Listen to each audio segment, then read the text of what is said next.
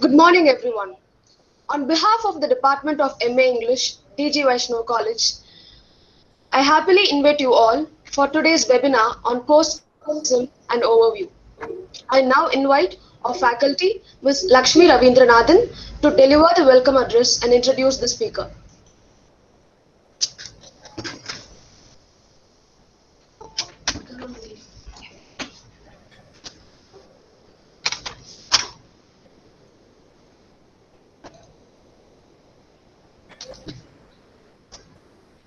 Good morning, dear professors, students, participants of the webinar. On behalf of the MA English Department of DG Vaishnav College, I welcome you all to the webinar, Postcolonialism and Overview. I truly consider it a privilege to introduce our resource person for today, Professor A. Joseph Dorairaj.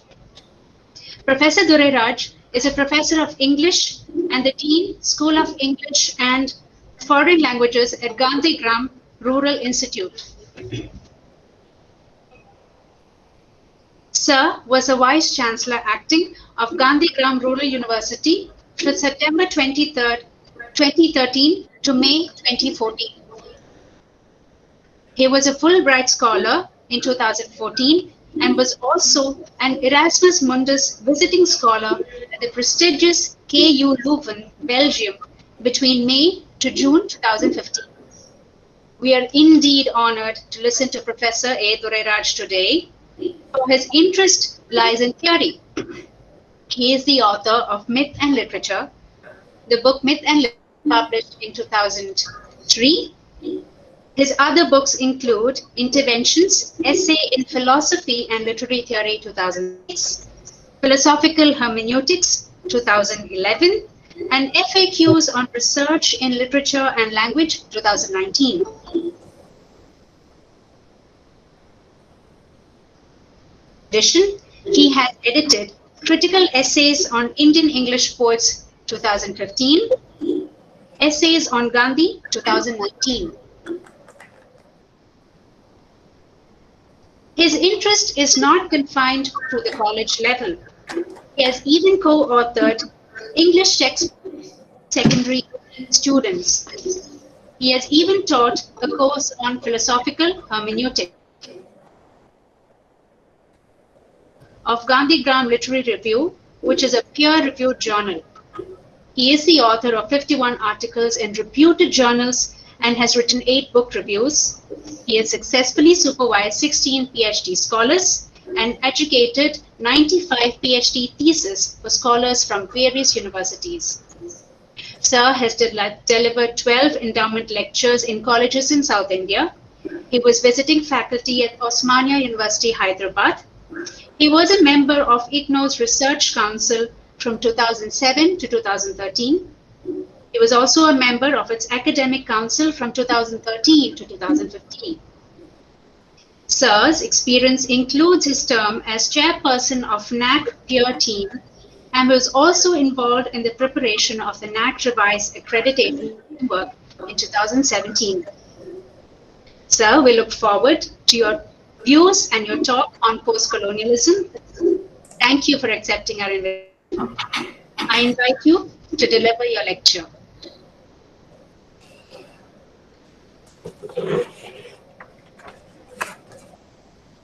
Thank you, Dr. Lakshmi. Dr. Murali, the head of the department, Dr. Naga Radhika, and Ms. Priyanka, the coordinators for today's webinar, faculty members, and dear student friends, good morning to all of you. At the outset, I would like to thank Dr. Murali for having invited me to deliver a lecture in the online mode on post-colonialism. In fact, I should have delivered this lecture long back, but I think we kept postponing it for some reason or the other. But I am happy that finally it has materialized, and I am sure the students would find it useful. So the plan is I'll be talking for something like 75 minutes, 1 hour and 15 minutes. And maybe towards the end, we will have some questions and answers and some discussion maybe for 15 minutes. So totally the program will be for 90 minutes. And I plan to stop by 1 o'clock. So 1 o'clock we will have the vote of thanks and maybe we will disperse for lunch. So dear friends, I shall be making a PowerPoint presentation and please allow me to share my screen.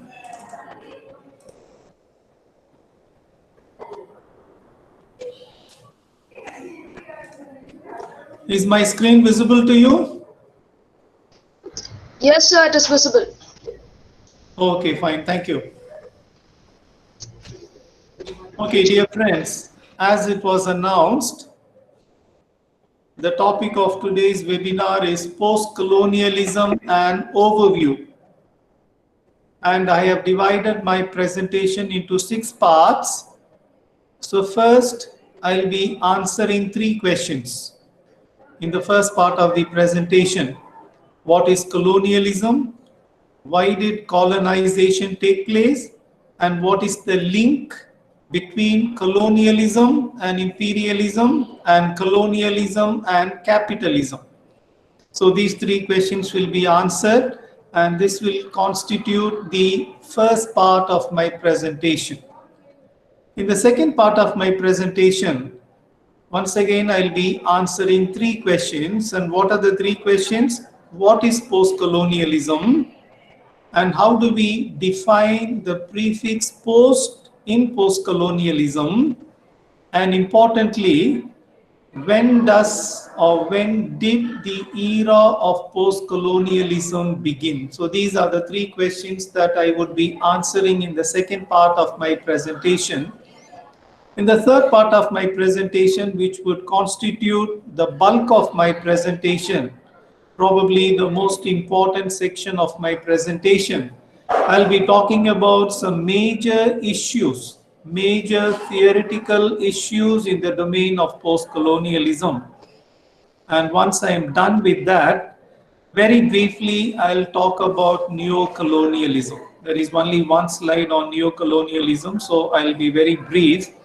Then in the sixth part of my presentation, I'll be talking about, or I will be raising 6 important, 6 relevant questions as to how we can contextualize post-colonialism in our own local context. Then towards the end of the presentation, I'll give you a list of important books and important articles.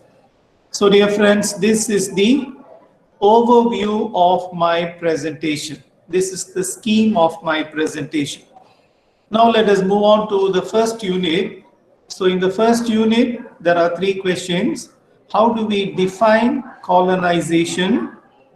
Why did colonization take place? And what is the connection between colonialism and imperialism and colonialism and capitalism? Okay, so this is an interesting slide. You please take a look at this slide. Now the opening quote, the opening quotation has been taken from a good book by an Indian author. I'm sure you are familiar with this author. It is a lady. The author is Ania Lumba. And the title of the book is Colonialism and Post-Colonialism. I am sure you have it in your library, and I am also sure that many of you have already read this book. Now, those of you who have not read this book, particularly the student friends, please read this book because it is a good book. Even though the book is a little outdated, maybe more than 25 years old, the book is still good. Now, let me go to the remark or the observation of Ania Lumba in her book Colonialism and Post-Colonialism.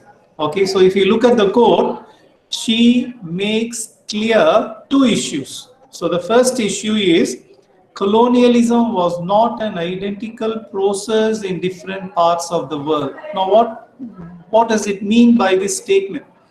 This statement means, how was India colonized? How was Mexico colonized? And how was Australia colonized? I have given you 3 examples. I repeat, how was India colonized?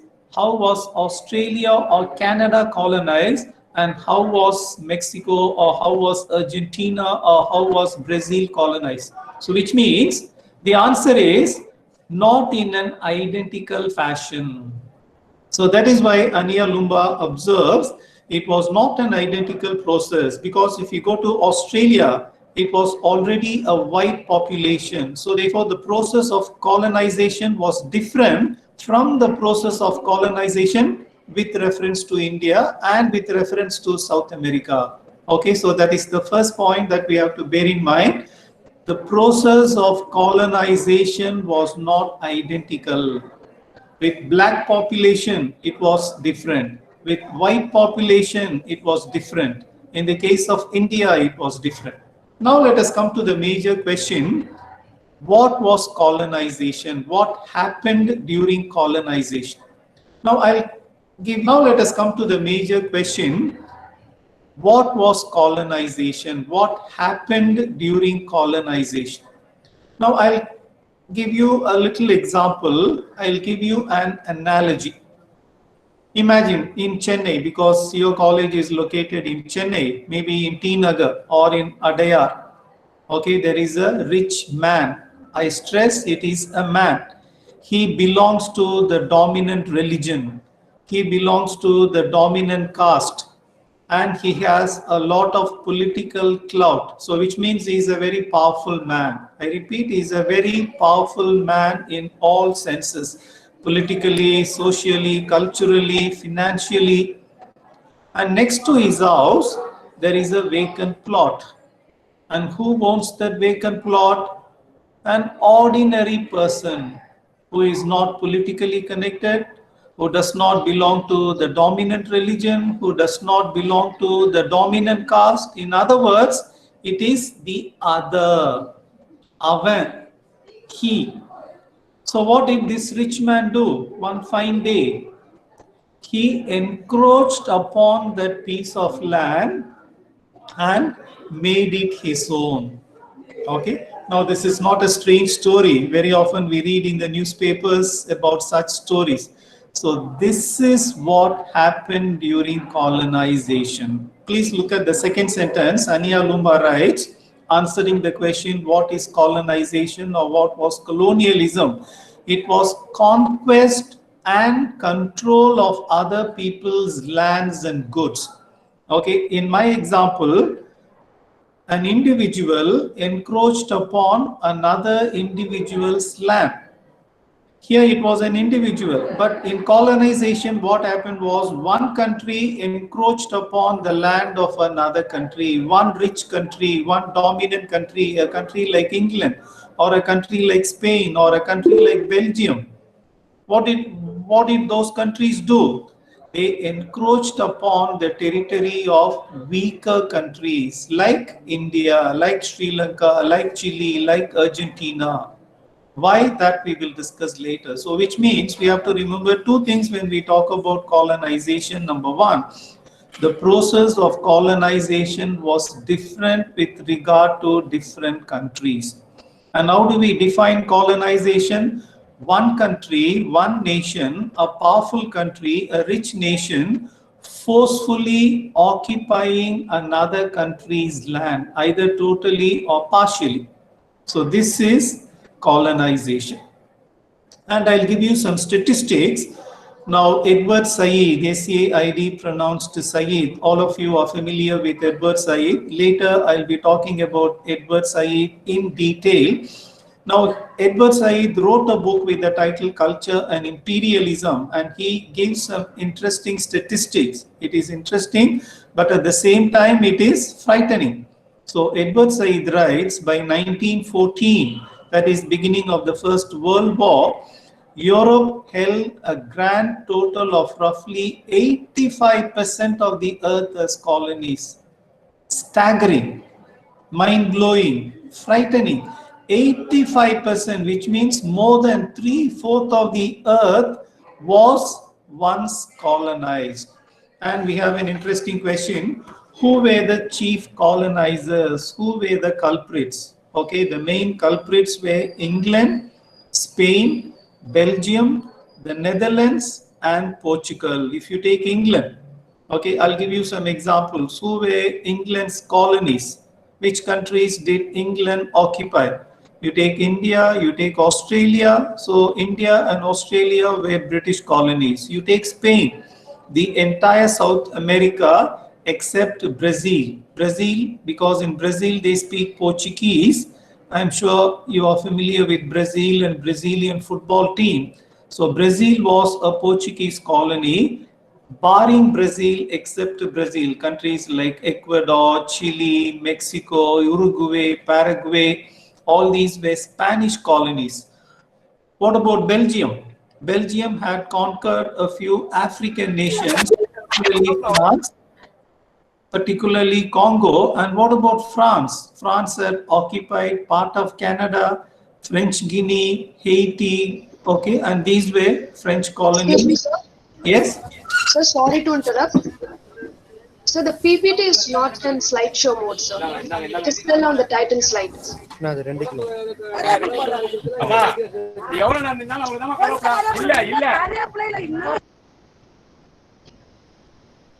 Wait a minute.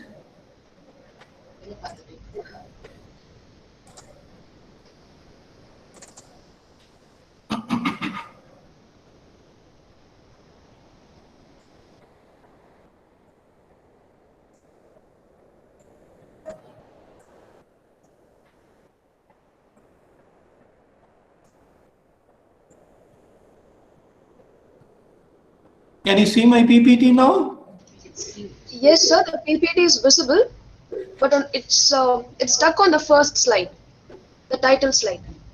Oh. Now? Yes, sir. Yes, sir. Now it is visible. Okay, fine.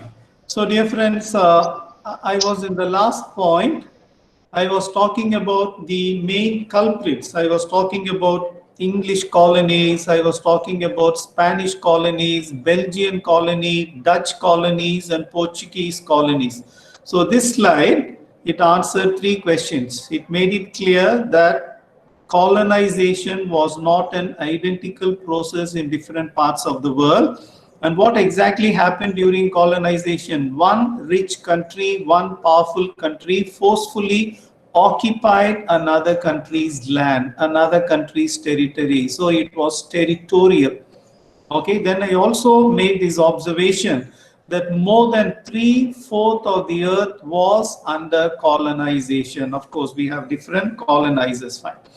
Now, in this particular slide, we need to ask a very important question. Why did colonization take place? No, we don't have one single answer for this question. In fact, we have 2 answers. Why 2 answers? Because you need to ask the colonizer. Why did he or she, why did they colonize other countries? At the same time, you need to ask the colonized. Why did colonization take place? Okay, so the question is, why did colonization take place? For which we need 2 answers. One is we need to ask the white man as to why he colonized the rest of the world. At the same time, you need to ask the brown man or the black man as to what happened during colonization. Now, a very simple answer, if you ask the white man, if you ask the Englishman, or if you ask the French, or if you ask the Spanish, or the Belgian, or the Portuguese, because these were the main culprits, these were the main colonizers, they will give you a very simple answer. Our country is civilized, our culture is civilized, but what about the other cultures? They are not civilized, they are not cultured, they are founded on, they are based on superstition. So therefore, we took it upon ourselves as our mission to civilize those nations. So this is the version of the white man. What is the question? Why did the white man colonize the rest of the world? So the white man would say, our culture is civilized, the other cultures are not civilized. So therefore, this was our mission, our mandate, our objective to civilize the rest of the world. So this was the version of the white man. But if we ask the black man or if we ask the brown man, or if we ask the yellow man as to what happened during colonization, for instance, if we ask the Indians or if we ask the Africans, we will give a different version. And what is our version? No, no, what the white man says is wrong. Our country, our culture, our religion was already a civilized nation. India was already a civilized nation. Africa was already a civilized nation. You look at South America, we have the famous civilizations like the Mayan civilization or the Aztec civilization, particularly originating from Mexico, Central America. So, which means we do not believe in the version of the white man. What did the white man say? We wanted to civilize the rest of the world, and that is why we colonized the rest of the world. Okay, so therefore, Caesar, here is a quotation, perspective of the colonized. Caesar would say he is an African, and he would say, I am talking about societies drained of their essence, culture trampled underfoot, institutions undermined, lands confiscated, religion smashed, magnificent artistic creations destroyed. In other words, what he says is, even before the white man arrived, we had a very good culture, we had a very good religion. Okay, so therefore, we did not need the civilizing mission of the white man. Okay, so we have two versions, two entirely different versions. But the question is the same. What is the question? Why did colonization take place? If you ask the white man will tell you, ours is a superior culture, yours is an inferior culture. Therefore, we wanted to civilize you, your country, and your culture. Whereas we would reply, we would retort, no, our country was already civilized. You came here not to civilize us, but to take away our wealth. So, which means that takes us to the next slide. So, in this slide, I'll be talking about what is the connection between colonialism and imperialism, and at the same time, the connection between colonialism and capitalism. Now, what is imperialism? Imperialism is an attitude, a superior attitude. Okay, so one religion has a superior attitude over another religion. One caste, people belonging to one particular caste, they have an imperial attitude. They feel they are superior to the other caste. So the story goes on. So imperialism is an attitude of superiority. Okay, so now what is the connection between colonialism and imperialism? The white man thought he was superior. Therefore, he thought it was his mandate to rule the rest of the world. So, imperialism assisted in the process of colonization. Now, what about the connection between colonialism and capitalism? Go to the third point. This is an interesting quotation from Ijaz Ahmed. He says, don't talk about colonialism and post-colonialism. Instead, talk about capitalist modernity. What Excuse me, sir. Yes. Sir, sorry to interrupt, sir. Can you please change the slide? No, this is on slide number 5. No, sir, it's slide number 1. Sorry, it's 3. Oh my goodness. Is it on 5 now? It says, what was colonialism? Oh.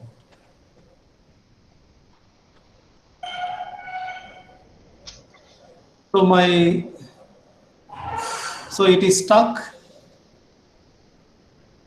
I am on slide. I think you should select slide number 5, sir. Just 1 second, please wait. Okay, sir.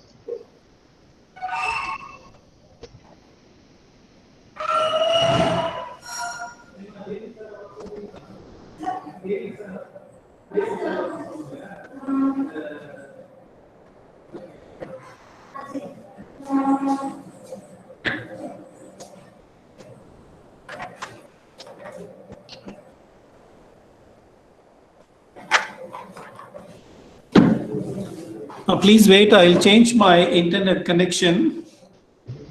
Okay, sir. So now we are seeing slide number 5. No, I think I'll change my connection.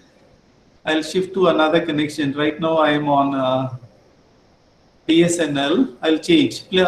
Please wait. I'm sorry about this technical glitch.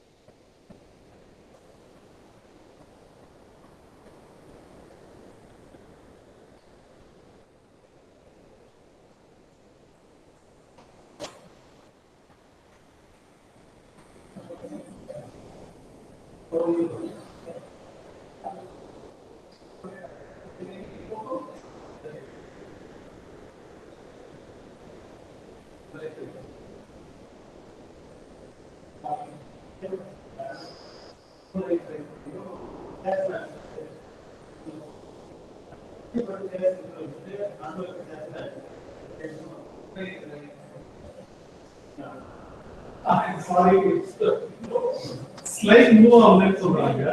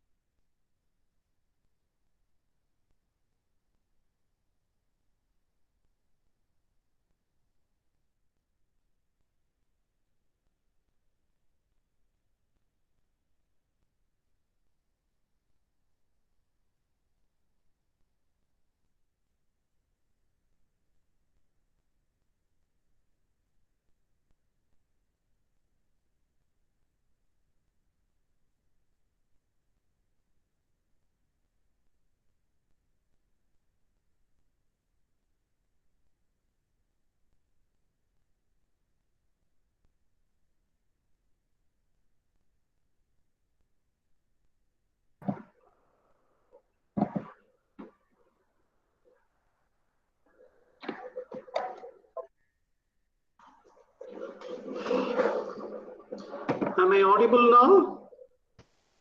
Yes, sir, you are audible. Okay, so can you see my screen? Yes, sir, the first slide is visible, sir. Okay, now I am on slide number 3. Yes, sir. So 4. Yes, sir, it's changing. Okay, okay. Okay, dear Thank you. friends, I am sorry about the delay. Yes, you wanted to say something? No, sir, nothing, sir. We can carry on. Okay, fine. Thank you, Okay, sir. so dear friends, in this particular slide, I was talking about the connection between colonialism and imperialism on the one hand, and colonialism and capitalism on the other. Now, regarding the first point, that is the connection between colonialism and imperialism, I made this observation. Imperialism means a superior attitude or a dominant attitude. It was this imperialistic attitude that enabled the white man to colonize the rest of the world, and that is the connection between colonialism and imperialism. Now, coming to the second point, what is the connection between colonialism and capitalism? I want you to refer to the words of Ijaz Ahmed, where he says it is better to talk of capitalist modernity rather than colonialism or post-colonialism, because he says what exactly happened during colonization. The the rich countries became richer and the third world became poorer because of colonization. As we all know, what was the story of India? What was the story of India? So India was an English colony. The raw materials were transported to England and the finished goods were sent back to India and we had to buy it. In other words, England became richer because of India and other colonized nations. So this particular slide has highlighted the connection between colonialism and imperialism, and also the connection between colonialism and capitalism. And this slide would talk of modernity and colonialism and enlightenment. Now, if you look at the first quote, this is from Madan Sarup, a very good book on post-structuralism and postmodernism. He makes it very clear that there is an important distinction between postmodernism on the one hand and postmodernity on the other. I don't have time to elaborate on this, but I would make a very simple statement. Postmodernism was a literary and an artistic phenomenon, whereas modernity was something associated with philosophy, particularly with the philosophy of the Enlightenment. Now, as students of literature, we are all familiar with the Enlightenment, and in England, it was known as the Age of Reason, the 18th century. Now, what happened during the Enlightenment from a philosophical point of view? From a philosophical point of view, the argument was very simple, and this argument has been advocated or advanced by scholars like Mary Klages, and she has written a very good book. The title of the book is Literary Theory, A Guide for the Perplexed. I repeat, Mary Klages, an American, she has written a wonderful book on literary theory. The title of the book is Literary Theory, A Guide for the Perplexed. And there is a very good chapter on postmodernism. And she says postmodernity and the Enlightenment, they both had a very close association. And what was the association? What did the Enlightenment advocate? What did the Enlightenment preach? Very simple. Our culture was based on reason. That is the white man talking about his culture. He says our culture is based on reason, our culture is based on science, but the non-white culture, the non-European culture, that is not based on reason. So our culture is rational, the rest of the world is irrational, and because it is irrational, it has to be civilized and therefore it needs to be colonized. So this was the connection between colonialism and enlightenment, colonialism and modernity. So dear friends, that marks the end of the first part of my presentation. So in the first part of my presentation, I have clarified three questions. Number one, what was colonization? The answer is colonization was forceful territorial occupation. The second question, why did colonization take place? The white man would say to civilize the rest of the world, whereas we would say we were already civilized and the white man came and plundered our resources. Then the third question was, what was the connection between colonialism and imperialism, colonialism and capitalism, colonialism and enlightenment, and I have clarified that. Now we go to the second part of my presentation. The second part of the presentation talks about post-colonial criticism. So I have three important questions. What is post-colonialism? When did this happen? And what are the various theories associated with it? Now, I am referring to a particular author called Boehmer.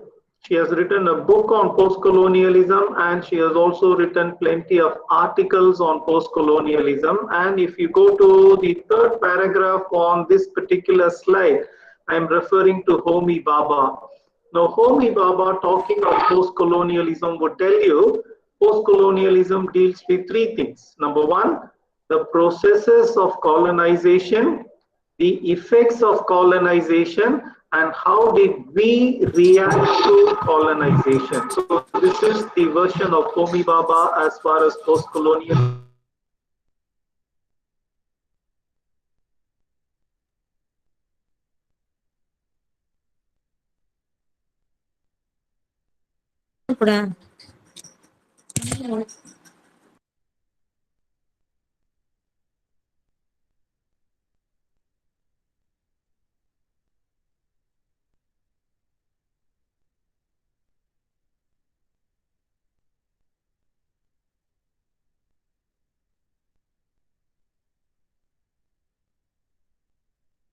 Land, it is to do with territory.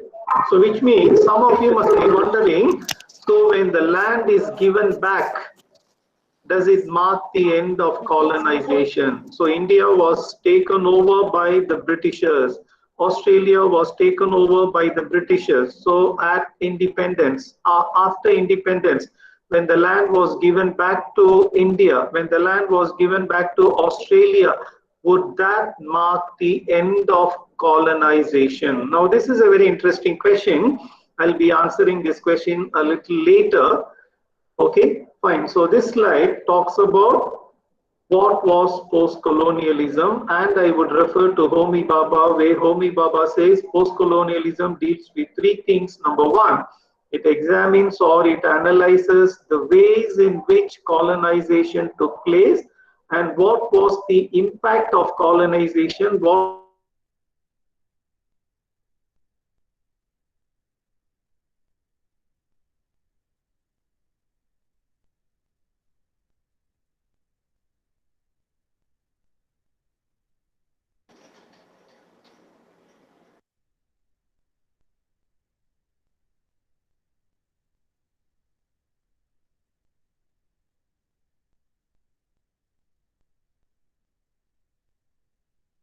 was the colonization. Also some controversy regarding the prefix post in post-colonial criticism. So what does the prefix post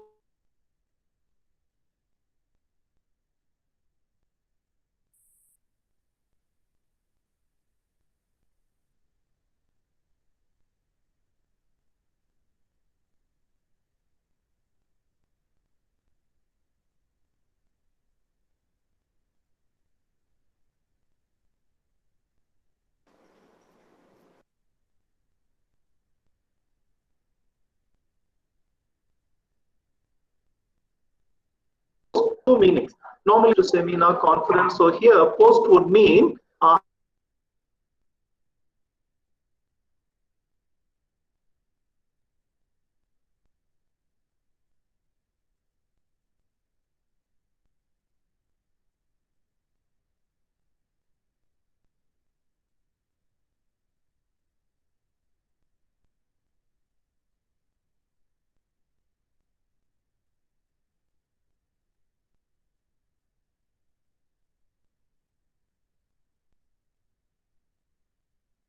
marker. Post means after colonialism. Instead, it is a reaction to colonialism, a critique of colonialism. So that would be the difference between post, when you look at post as a period marker, and when you look at post as a reaction to colonialism. Now here is an interesting question. When did post-colonialism begin? With reference to India, when did post-colonialism begin? With reference to Nigeria, when did post-colonialism begin? With reference to Australia, when did post-colonialism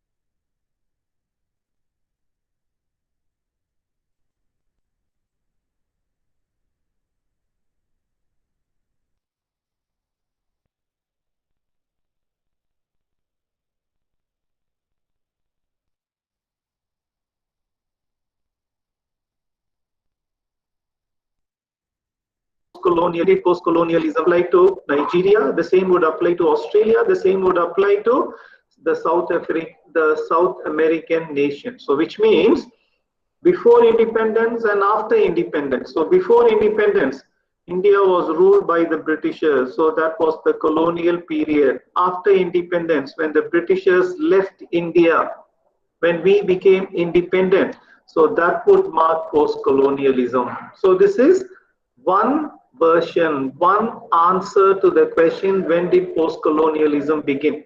But this is not a good answer. There is a better answer. What is this better answer? This answer has been talked about by 3 Australian post-colonial critics. Who are they? Ashcroft, Griffiths, please look at the last line. Ashcroft, Griffiths, and Tiffin. In the 1980s, they wrote a very important book, a very powerful book. The title of the book is The Empire Writes Back. They give a different answer to the question, when did post-colonialism begin? Now in the previous slide, this is slide number 9. In slide number 8, in the previous slide, how did we define post-colonialism?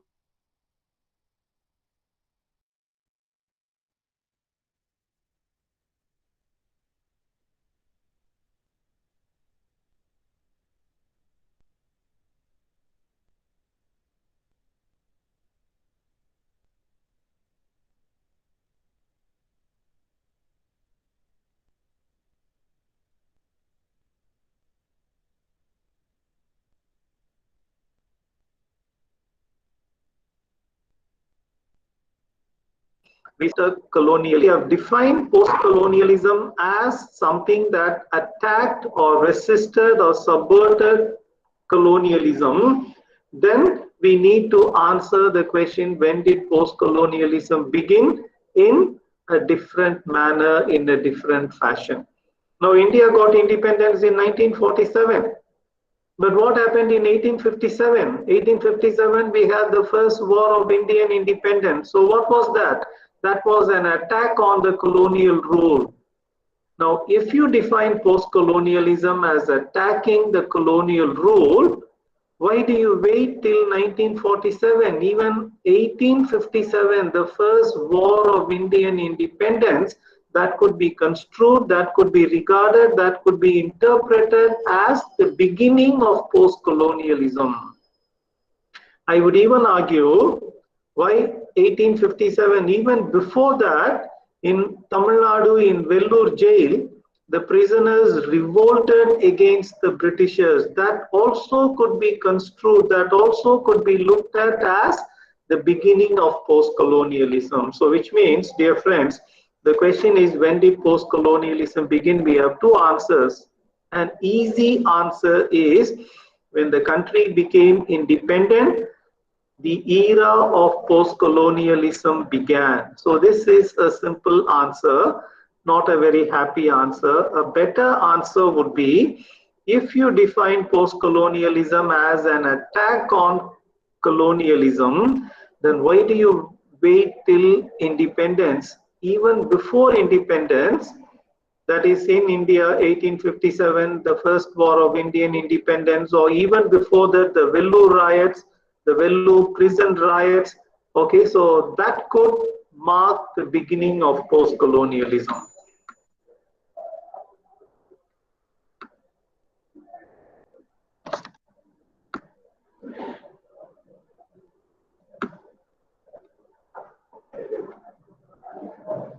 Okay, now this is an interesting slide.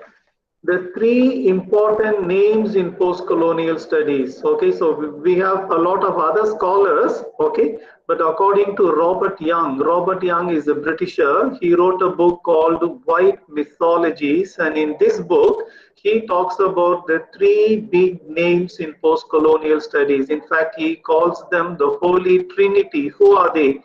Edward Said, Gayatri Spivak, and Homi K. Bhabha. And if you take Edward Said, his most important book is titled Orientalism, and that was published in 1978.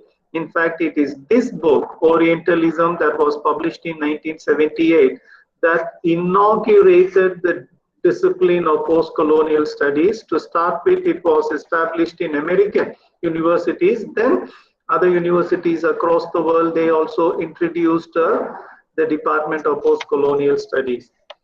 Then we have Gayatri Spivak. She has written a lot on post-colonialism, particularly connecting post-colonialism with gender. But her most important contribution in the domain of post-colonial studies is her essay, a famous essay, her controversial essay with the title Can the Subaltern Speak? And this essay was originally published in a journal called Wedge, and it was in 1985. Then we have Homi K. Bhabha, and his most famous essay is In the Domain of Post-Colonial Studies of Mimicry and Man, the Ambivalence of Colonial Discourse. So these are the three important names in post-colonial studies. But at the same time, there is a criticism against these three, Edward Said, Gayatri Spivak, and Homi K. Bhabha. People like Ijaz Ahmed would criticize these three. Why? He says, whatever it is, they are talking against the colonial rule, but where are they? Where are they? They are all migrant intellectuals living in metropolitan centers and influenced by Western theories, but at the same time talking about colonialism and post-colonialism. So Ijaz Ahmed talks about the contradiction in the lives and theories of these three people. Anyway, let us not go into that. Now there is one more slide, and this is about Frantz Fanon. Who was Frantz Fanon? He was a black, a French, and he was a medical doctor, a psychiatrist.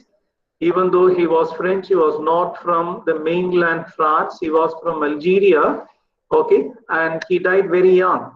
Okay, he died very young, and he has written two very important books in the domain of post-colonial studies.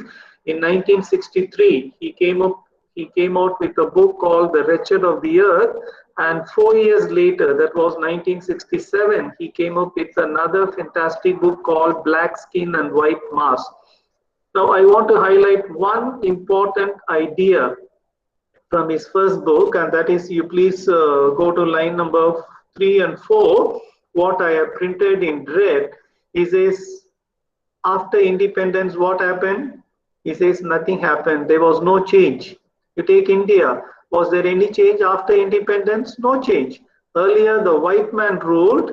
Now, the brown man rules. So that is the only difference. Otherwise, the poor are poorer. There is no change in their status. Earlier, it was the white man who ruled over us. Now that the white man has left us, now the brown man, the brown sahib, the native bourgeois is ruling over us. So that is the only difference. So this is a very good remark, a very good observation by Fanon in his book, The Wretched of the Earth. Now in his other book, Black Skin, White Mask, he makes another interesting observation. Please remember, Fanon was a psychiatrist. Okay, so he has looked at it from a psychological point of view, where he says the black man, okay, he doesn't like his own complexion. He doesn't like his skin because it is black. So as a result, he looks at his own culture and he looks at his own identity in a negative way, and he wants to imitate the culture of the white man. That is why black skin is inferior. Therefore, you put on a white mask. That is, you imitate the white culture. So, dear friends, that marks the end of the second unit of my presentation. So, I have answered three important questions. What is post-colonialism? What is the post in post-colonialism, and when did post-colonialism begin? So what is post-colonialism? Post-colonialism is resisting and attacking and critiquing the colonial rule. And when it is post-colonialism, post-colonialism means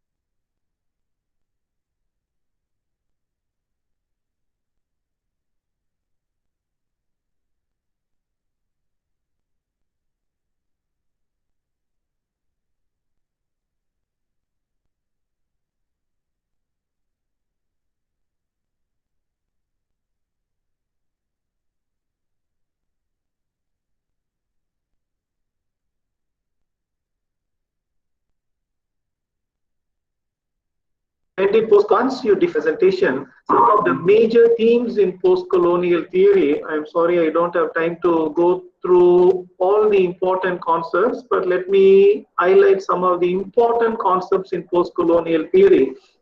Now, the first major or the first important concept in post-colonial studies is the concept of the other, also known as alterity, and it is a major concept in philosophy.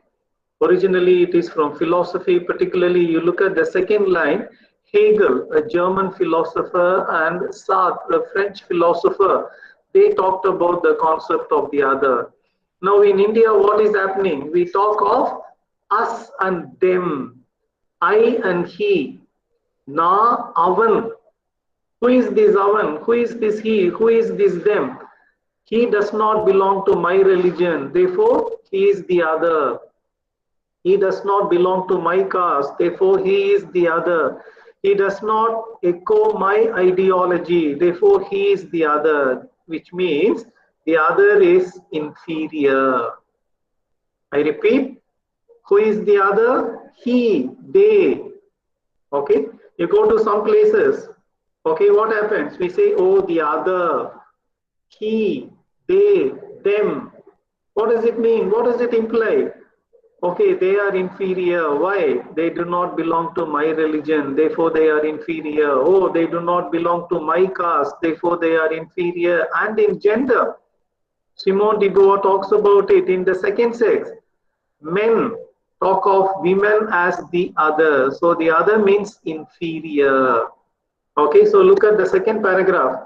Inferiorizing the other, the demonic other or the exotic other. So in other words, once you treat the other as somebody inferior to you, then that enables you to colonize him, to colonize that religion, to colonize that culture. I repeat, what assists in colonization, what helps in colonization, what enabled colonization? The answer is very simple.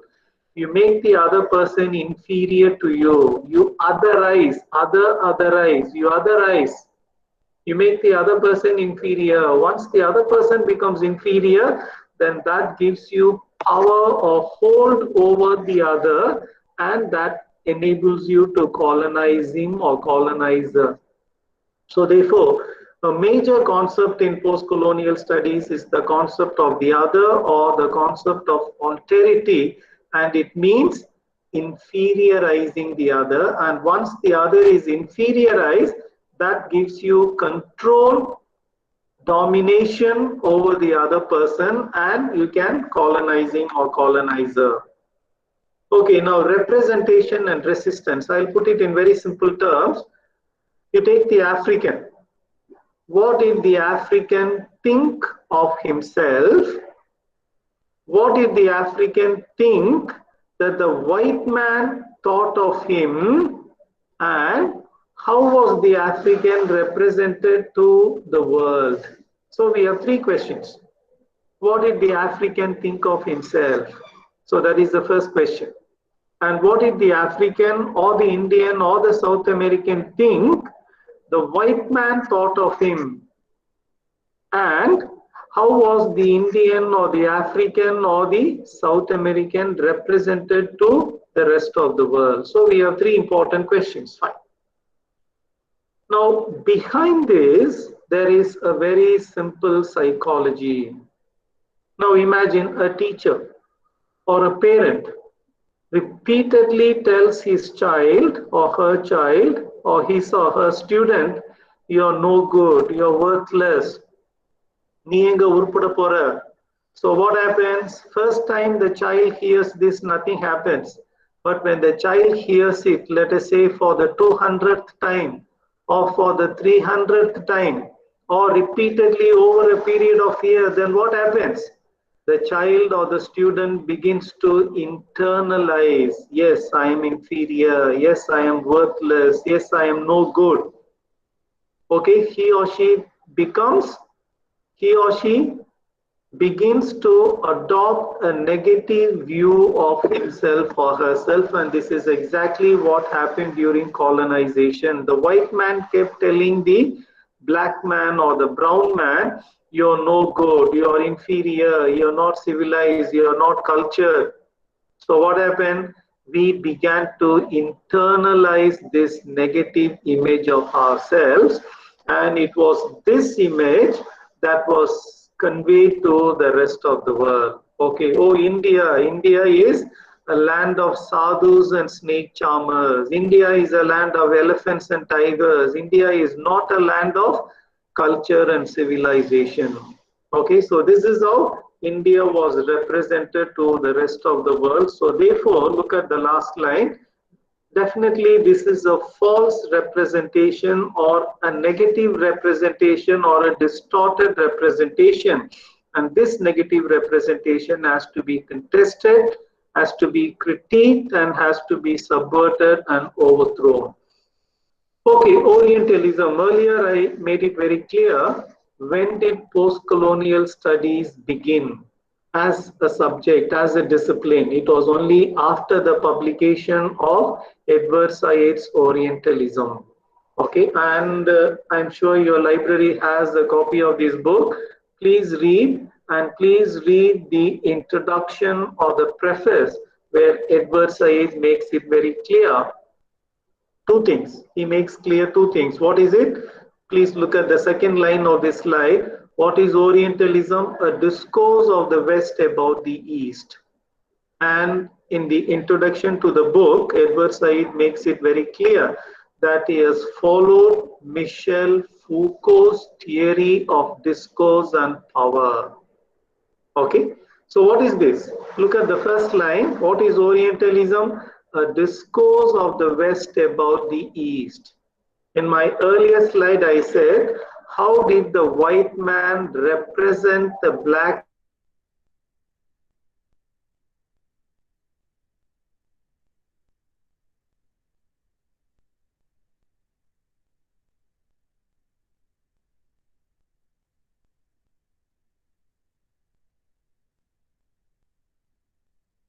man to the answer was man. He doesn't have any culture. Oh, the black man, he is not sophisticated. So this was the discourse that the white man created about the non-white man. As a result, what happened? That gave him an excuse to colonize him and his nation. So this is precisely Orientalism. So what happened was, the white man talks about the Middle East. The white man talks about the Arab. Arab means not just the Arab. It could mean the non-white or the non-European. So how did the white man describe the Arab? The Arab is lazy. The Arab is sexual. The Arab is exotic. The Arab is promiscuous. So in other words, he created a negative idea or a negative picture of the Arab, and that eventually gave him control and power and domination over the Arab. And that is why Edward Said makes it very clear that Orientalism was the discourse of the West about the East. Okay, dear friends, this is an important slide. reworking the canon. And reworking the canon is an important topic, not only in post-colonial studies, but also in gender studies, in feminism, and also in cultural studies. Fine. Now, three questions. What do we mean by the canon? What is wrong with the canon? And how should this be corrected or rectified? Okay, so what is canon? I have given you the oft quoted definition from Matthew Arnold, the best that has been taught and articulated. Very simple. So what is a canon? The best writers in English, the best poets in English, the best playwrights in English, the best novelists in English, they would constitute the English canon. Or you take Tamil. தமிழில் தலைசிறந்த எழுத்தாளர்கள், தலைசிறந்த கவிஞர்கள், தலைசிறந்த நாவலாசிரியர்கள், தலைசிறந்த நாடக ஆசிரியர்கள். So that would constitute the Tamil canon. So the best poets in Tamil, the best novelists in Tamil, the best dramatists in Tamil, the best short story writers in Tamil. So that would constitute the Tamil canon. So canon means the best writers, the best books. Okay, fine. Now the problem is, you take the English canon or you take the Tamil canon, okay, till recently, till some 20 years ago, 25 years ago, how was the English canon? Most of the great writers, most of the best writers were men. And most of the great writers, most of the best writers were white-skinned. Okay, so in other words, the canon was predominantly or preponderantly Eurocentric. Eurocentric means white men. How many Africans are there? How many Indians are there in the list? How many West Indians are there in the list? No. If you are a great writer, then you have to be a Britisher or an American or a European. You have to be white-skinned and you have to be a man, androcentric. Okay, so two things are very clear. All great writers are whites and all great writers are men. Eurocentric and androcentric. Then additionally, all great writers, they are not poor people.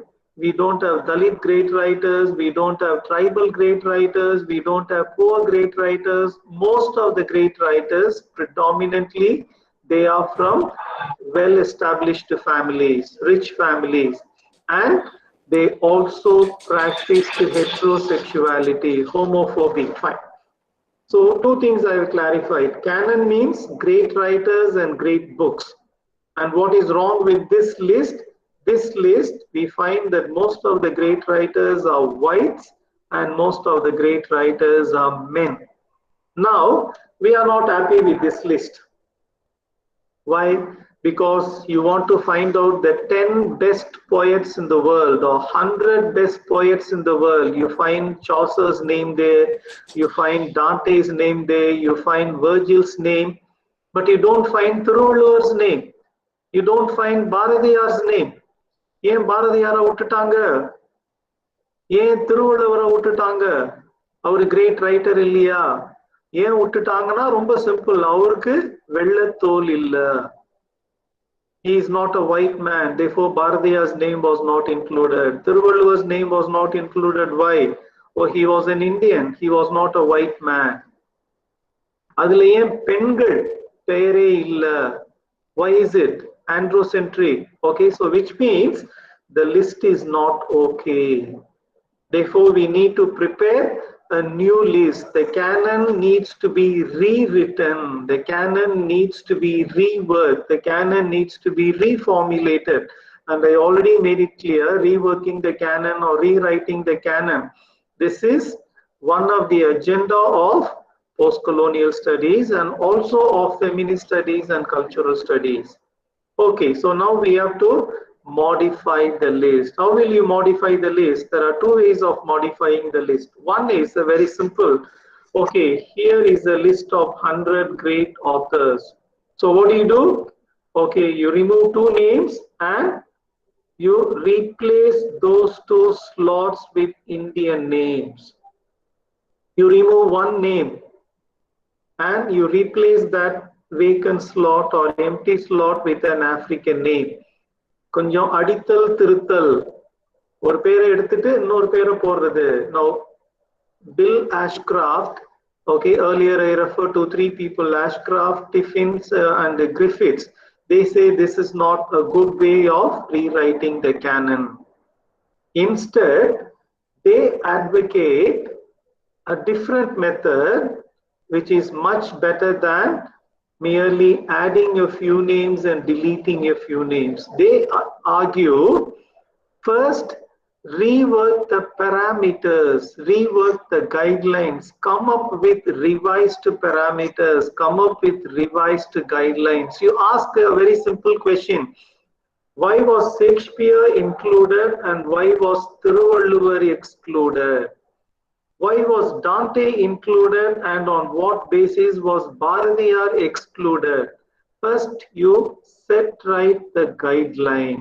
You revise the guideline, rework the guideline, and once the guidelines are revised, then automatically Thiruvalluvar's name will be included and Bharatiyar's name will be included. So, dear friends, this is an important slide. The canon has to be rewritten. Why? Because all the great writers happen to be white-skinned and all the great writers happen to be men. This is not an accident, this is deliberate. So therefore, the canon has to be rewritten. Then of course, the next slide, it talks about diaspora and diasporic literature. And you're all very familiar because I'm sure in your syllabus you have diasporic literature. I'm sure you have the novels of Bharati Mukherjee, or Chitra Banerjee, Divakaruni, or Jhumpa Lahiri. Okay, and some of the major themes in diasporic literature would be dislocation and relocation. When an Indian migrates to the United States of America and settles down in New York or California or Washington, D.C., he or she has been dislocated, uprooted from his or her own culture and replanted or relocated in another alien culture. So he or she experiences alienation. He or she longs for idli and sambar and maliyappu, and neither here nor there, in betweenness, liminality, and there is an identity crisis.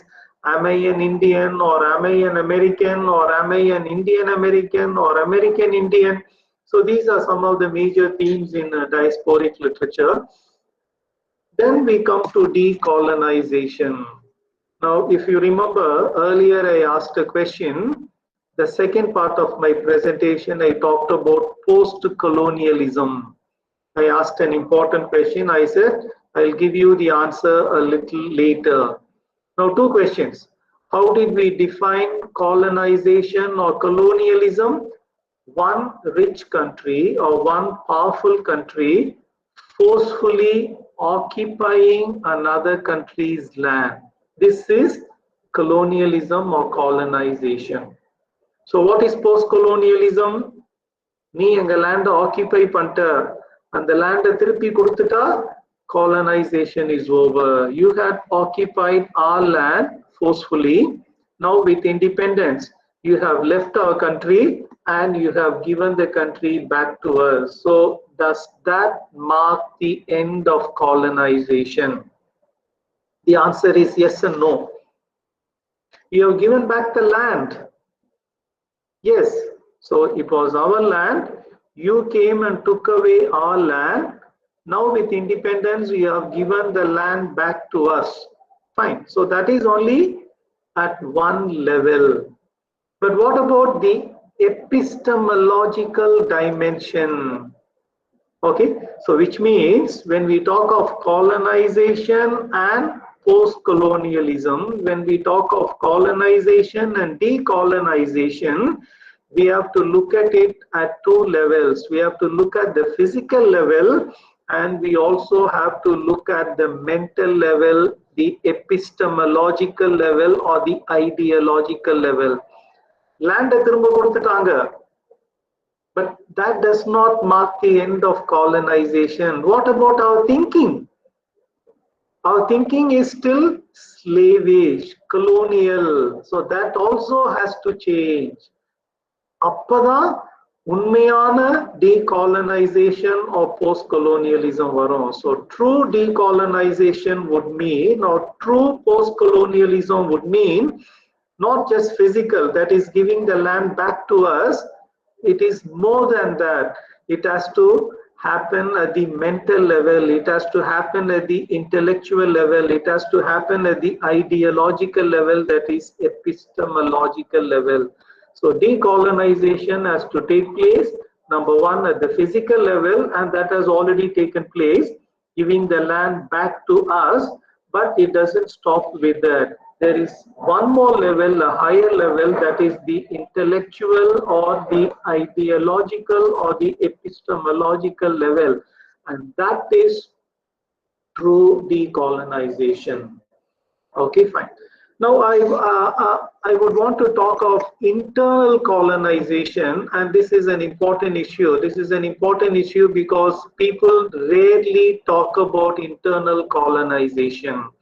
When we talk of colonization, we talk about the white man and the non-white man. When we talk of colonization, we talk about the European and the non-European. Okay, but does anybody talk about internal colonization? Whatever the Britishers did to the Indians, whatever the Spaniards did to the South Americans, this is at one level. But at another level, within India, what does one religion do to another religion? What does one caste do to another caste? What does one gender do to the other gender? The internal colonization. Okay, so very often we talk only of external colonization, the white man colonizing India, the Britishers colonizing India.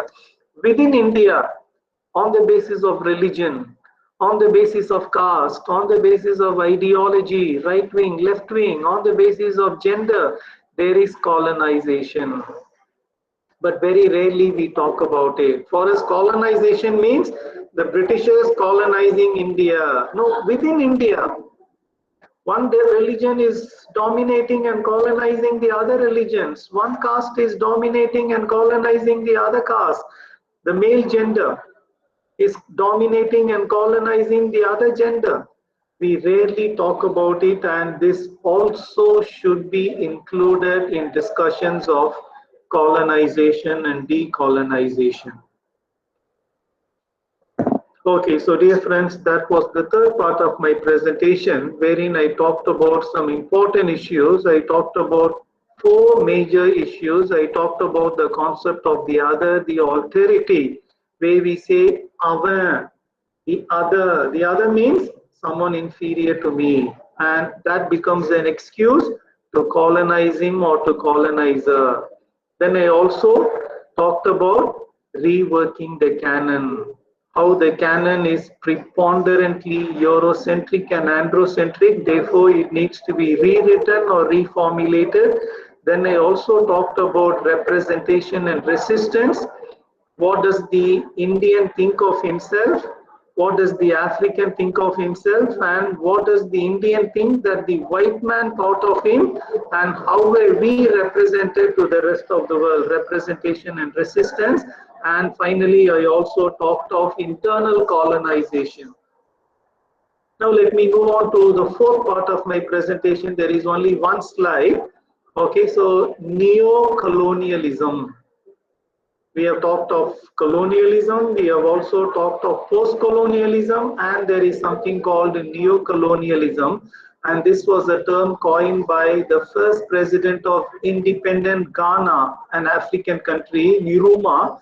And the president was Nkrumah, and he coined the term in 1965.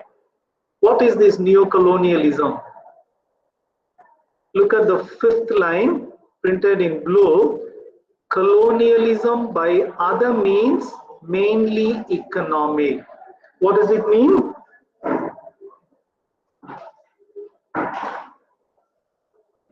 What does it mean? I repeat, colonialism by other means, mainly economic. Okay. Have the Britishers left India? I repeat, have the Britishers left India? What is the answer? Some would say yes, they left India in 1947 when we got independence. Okay, I ask you again, have the Britishers left India? The answer is yes and no. Yes, they left India in 1947.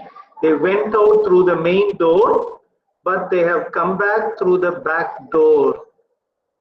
What is the soap that you use? Is it by a multinational company? What is the medicine that you take? Now for COVID, we have vaccines, we have Pfizer, we have Moderna, we have AstraZeneca. Who produces all these medicine? Multinational companies. So which means colonialism still rules the world. Okay, so that is the meaning of neo-colonialism. The Britishers have left India through the main door, but they have come back through the back door in the form of our soap, in the form of our medicine, in the form of our vaccine for COVID-19, in the form of our gadgets. What is the mobile phone that you use? It is by a multinational company. So right from your toothpaste to your soap to your mobile phone to your laptop, it is all a vestige of colonization. So this is neo-colonialism and we have to be aware of it. Now, before I complete, I would like to ask you 6 questions so that you can internalize or personalize discussions of colonialism. Okay, who is the other in India? You have to answer. Maybe you're a first MA student or a second MA student, or you're a faculty member. Who is the other in India? I said the other, alterity, the other in terms of religion, in terms of caste, in terms of gender, otherizing. Otherizing means inferiorizing. Awareness. Okay, when you go to some areas, we say aunga. There is a negative attitude. You consider them dirty, you consider them inferior, you consider them dangerous. So who is the other in India? And the second question, double colonization. What is this double colonization? Gayatri Spivak has written about it, post-colonialism and gender. If you're a woman, you are doubly colonized. You're colonized on the basis of your race, and you're colonized on the basis of your gender, double colonization. So how would you tackle double colonization? And the third question, what is linguistic colonization, linguistic hegemony? The other day I was giving a lecture for Rajasthani audience and I asked them, how many of you speak Rajasthani? What is the answer? Nobody speaks Rajasthani. We have Rajasthani and we have other dialects, Mewari. How many of them speak? The answer is practically nobody. The entire Rajasthan speaks Hindi. 98% of them speak Hindi. So what happens? Because of the domination of Hindi, the local languages have disappeared, the local dialects have disappeared, and once the language disappears, the literature also disappears. Is this not linguistic colonization, linguistic hegemony? You have to think about it. Then what is internal colonization? Very often we talk of the Britishers colonizing India, but within India there is colonization, internal colonization. Particularly what is the plight, what is the condition of Dalits and tribals in India and the minority religions. Okay, then the fifth question, an interesting question. Some of our politicians, they talk about the pre-colonial India as a land of riches. They say, oh, before the Britishers arrived, India was a very prosperous country. India was this, India was that. We were superior to the Britishers. We were far advanced than the Britishers. So therefore, the question is, what do you think about romanticizing pre-colonial India as a land of riches and prosperity? Should we make any attempt to go back to that pre-colonial period? And is it possible to go back to that period?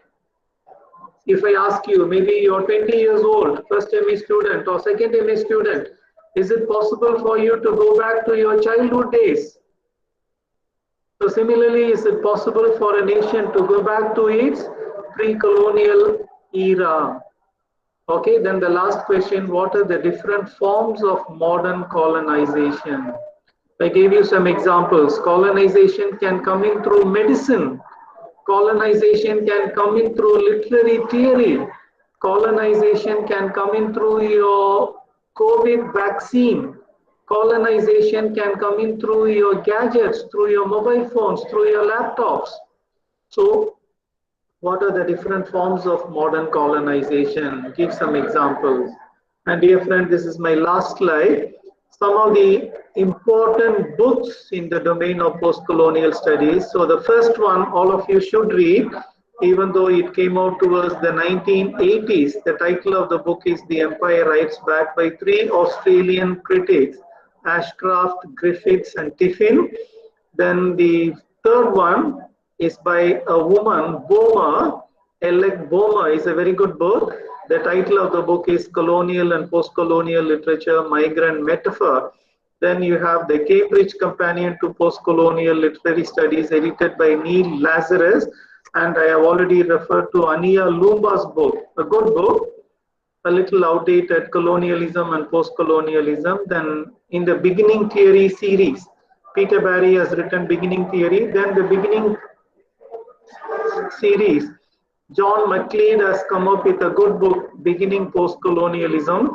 Then of course you have Edward Said, Orientalism. Then you have Thiongo, Decolonizing the Mind. I am sure you have read it. Thiongo, Decolonizing the Mind. And he has also written an article called The Abolition of the English Department. Then Chennai lady, Gauri Vishwanathan. She was a PhD student under Edward Said at Columbia, and her PhD dissertation was later published as a book, The Mass of Conquest, Literary Study and British Rule in India. So dear friends, that is the end of my presentation. If you have some questions, I'll be happy to answer your questions. Thank you.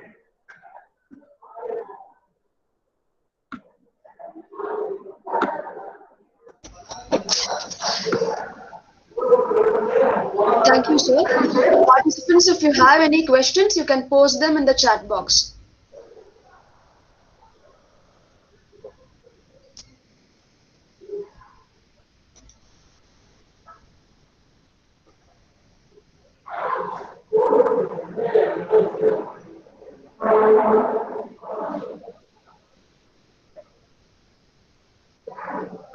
So we have a question from our first MA student. Can you please read it out? Yes, sir. Can you elaborate on the idea of the cyclic pattern of the golden age, fall from it, reverting back to the golden age? Even the critics seem to take the middle path or have varying opinions. Okay, now this is a concept in anthropology. Anthropology, I'm sure you know, anthropos is a Greek word meaning man. So if you go to the University of Madras, they have a department of anthropology. So this is one of the concepts in anthropology. If you talk of the human culture, it is in cycles. Okay, but now in modern times, we don't believe in this idea. We don't subscribe to this idea. Okay, so whether it is linear or cyclic, I repeat, there are two views. One is it is cyclic. A to B, B to C, C to D, then again back to A. So cycle. So this is one version. The other version is it is a linear, like line. You never go back. Okay. So these are two versions. So some anthropologists would talk about the cyclical vision or the cyclical version, whereas some other anthropologists would talk of a linear evolution or a linear progression. Now, I would subscribe to the linear one, the linear model, and not the cyclic model. Next question. Hello, can you hear me? Yes, sir. So the second question is from Seema Satish. Okay. So she's asking, can post-colonial studies be applied to Dalit literature? Certainly, post-colonial studies can be applied to Dalit literature in the sense you use post-colonialism as a frame, as a theoretical frame. For instance, I'll give you two ideas. Now, the concept of other, the concept of alterity. What is the concept of other? I am superior, you are inferior. So the concept of the other or the concept of alterity could be applied to Dalit literature, because Dalit literature is basically superior, inferior, the dichotomy or the binarism. Okay, then I also talked of internal colonization. We talk only of external colonization, how the Britishers colonized India, but within India, a dominant caste colonizing an inferior caste or a weak caste. So post-colonial studies could be applied to Dalit literature very well.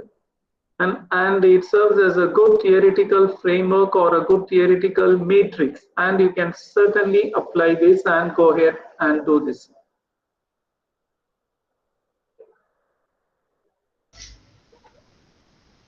Next question, Priyanka.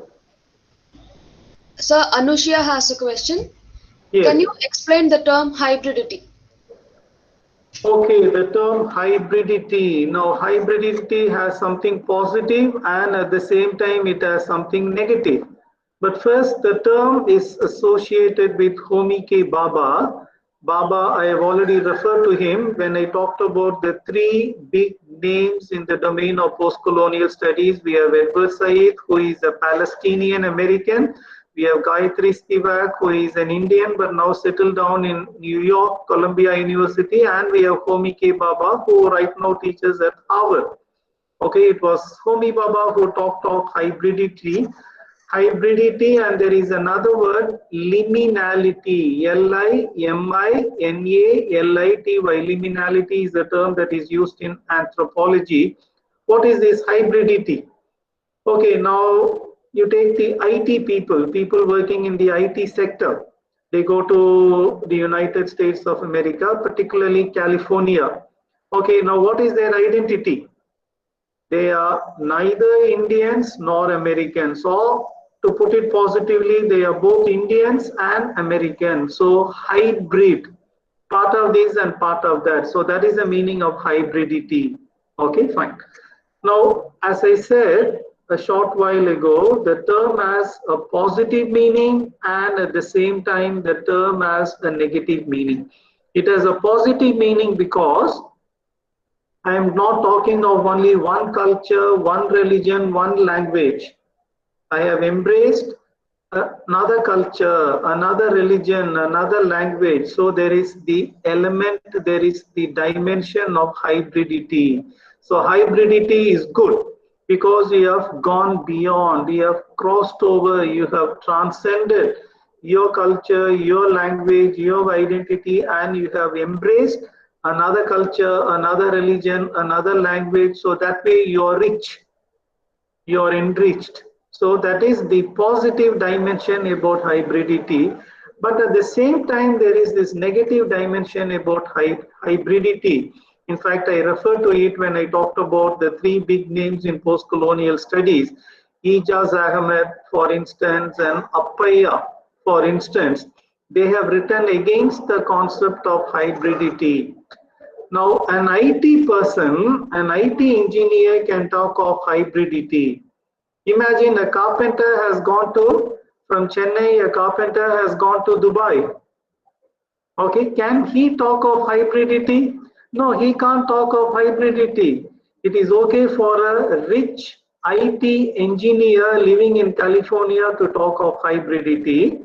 It is okay for Gayatri Spivak or Homi Bhabha to talk of hybridity. Why?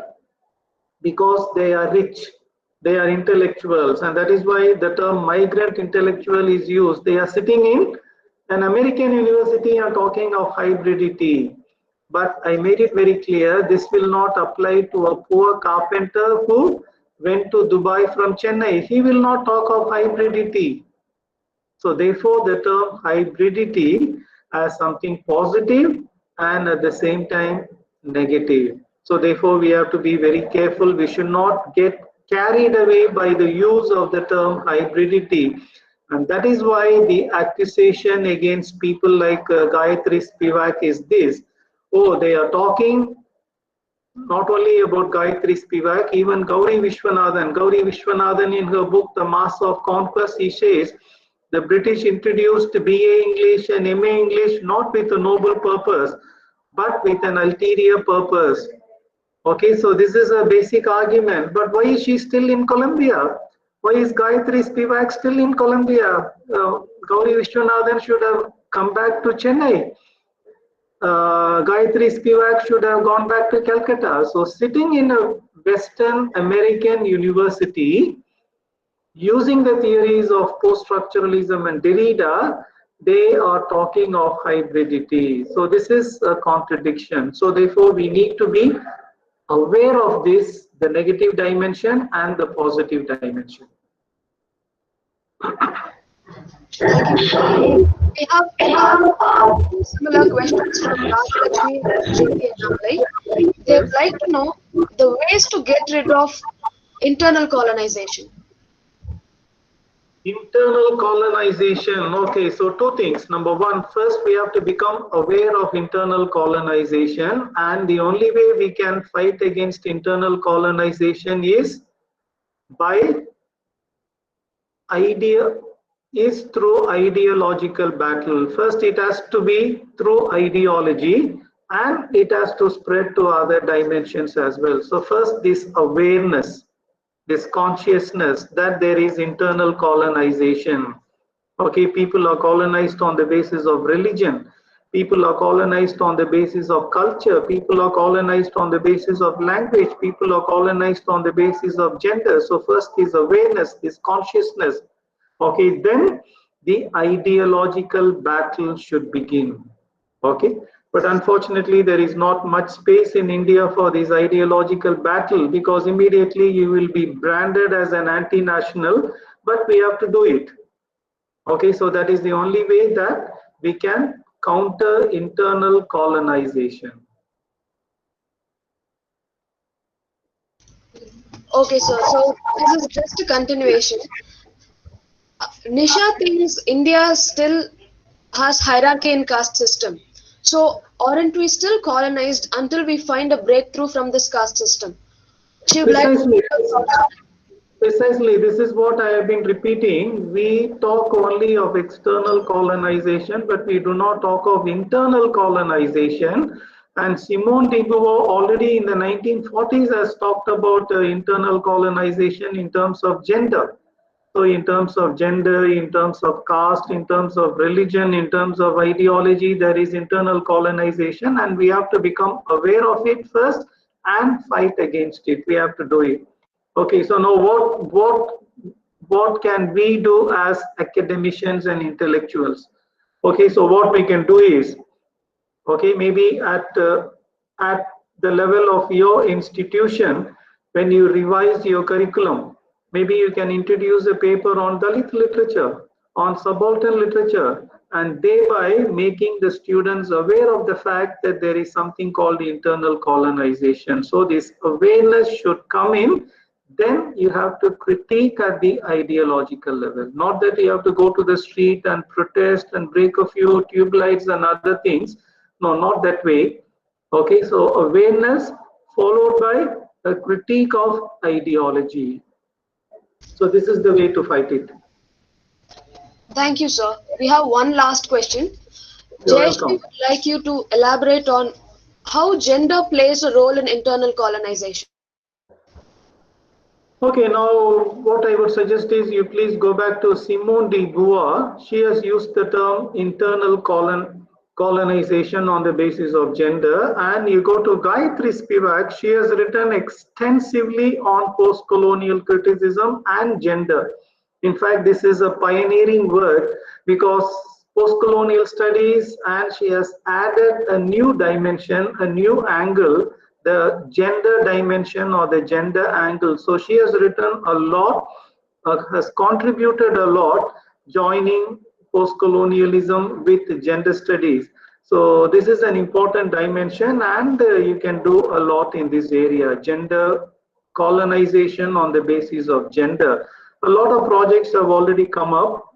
Okay, so you can join that project and become aware of what has already been done, because a lot of work has already been done in this area. Okay, for instance, Susitaru and Lalita, they have come up with a book, Women in India, edited by Oxford University Press, 2 volumes.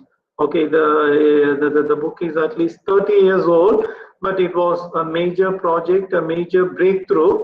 So a lot of other projects have been undertaken. So become aware of what has already been done in this domain, in this area, in this field, and continue the fight and take it forward. Thank you, sir. Thank you so much for patiently answering all the questions. We have now come to the end of the session. The feedback forms link will be sent in the chat box shortly. Please fill in the feedback forms to get your e-certificates. I now invite our faculty, Dr. Nagarathika, to deliver the vote of thanks.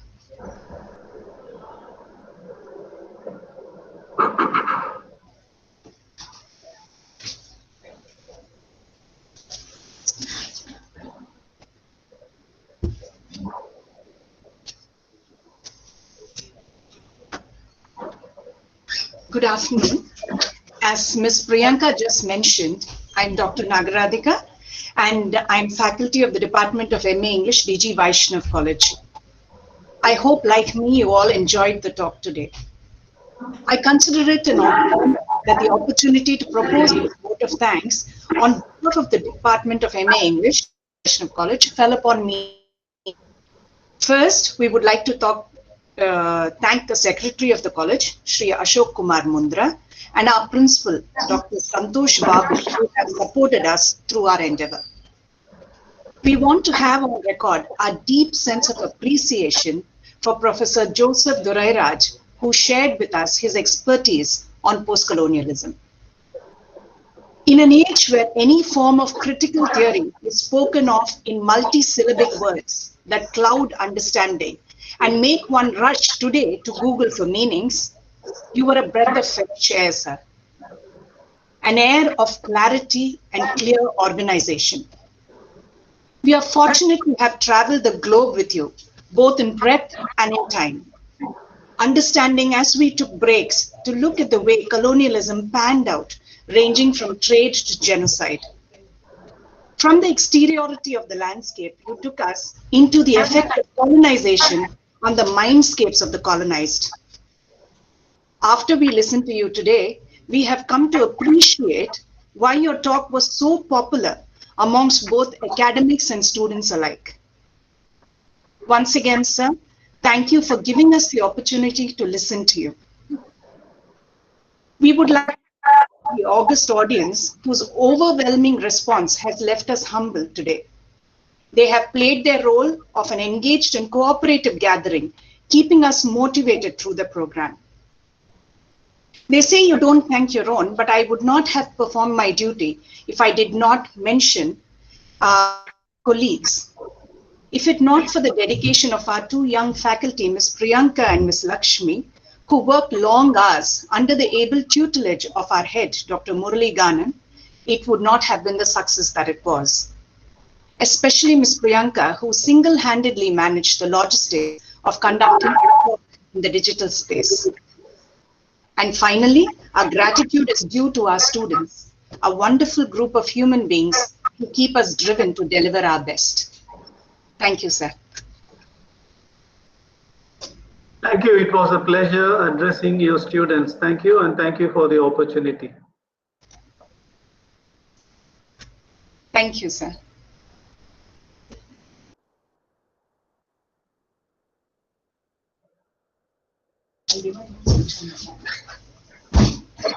Dear participants, kindly wait. The right link for the feedback form will be sent shortly. Please stay online.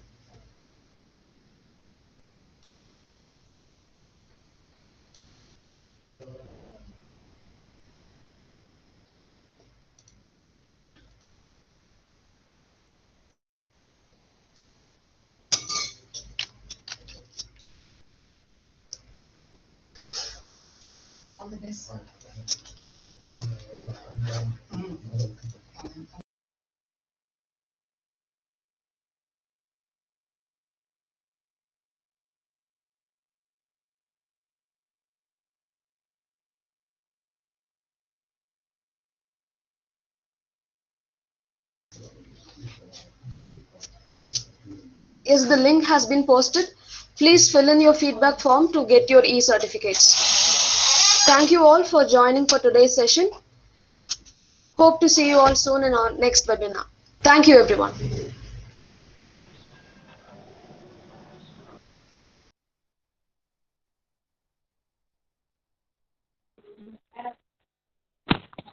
Thank you, madam.